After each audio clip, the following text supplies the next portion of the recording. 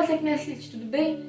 Eu espero sinceramente que sim. Eu sou a Ruth com um E no final, não com um H. E eu gosto muito de romances assim desde sempre. No começo do ano passado, eu percebi muita coisa em mim.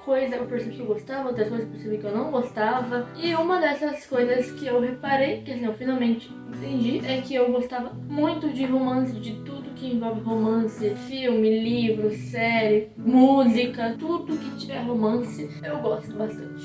Naquela mesma época, assim, quando eu percebi, eu me joguei de cabeça nessa vida. Só assistia romance, eu comecei a ler muito, inclusive ano passado, porque antes eu não lia nada. Comecei a ler muito, comecei a ver muito filme, comecei a ver muita série. Toda música que remetia ao romance ali, eu começava a gostar. E eu tinha uma amiga minha que ela me ajudou muito nessa época, assim, de começar a entender melhor quem eu sou. Ela sabia que eu gostava muito, assim como todo mundo. E ela chegou uma vez pra mim e falou assim: você é romântica demais. Uma hora você vai acabar sofrendo por isso. Eu não lembro o que eu respondi. Eu não lembro se eu respondi tipo, nossa, verdade, se eu respondi que eu achava que não. Mas eu lembro que ela me falou isso e eu refleti sobre isso. Aí esse ano, no começo desse ano, no começo de janeiro, eu tava na casa de uma tia minha lendo o terceiro livro da coleção Minha Vida Fora de Série, da Paulo Pimenta. Inclusive, tô muito ansiosa pra lançar logo a próxima temporada, porque eu tô muito curiosa pra saber com quem que a Priscila vai ficar no final, se a Priscila vai ficar com o Rodrigo, se a Priscila não vai ficar com ninguém. E enfim,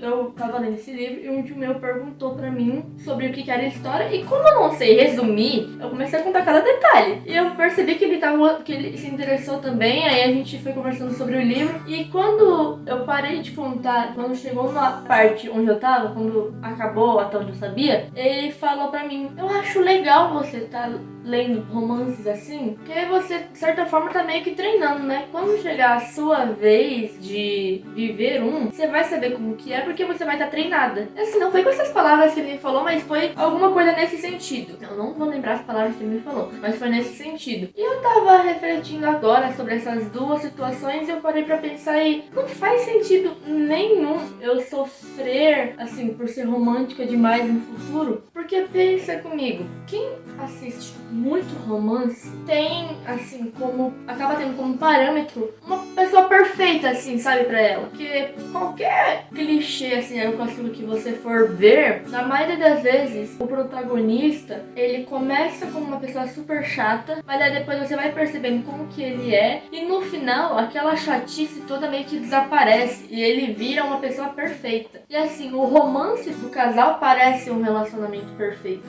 Eles têm conflito, mas depois que o conflito se resolve, parece que eles nunca mais vão ter conflito. E eu acho que por consumir muito, é muito mais fácil eu acabar sofrendo por ser exigente demais e não encontrar ninguém.